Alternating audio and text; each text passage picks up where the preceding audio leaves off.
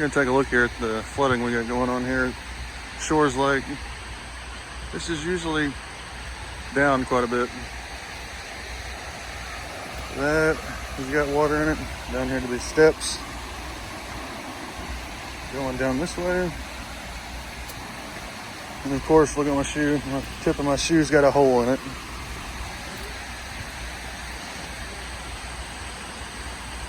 So we're gonna take a look down here at the spillway and see how flooded it is. I don't know if y'all can hear that. There's usually never any water coming across this, but let's take a look over. Yeah, that's a lot of water.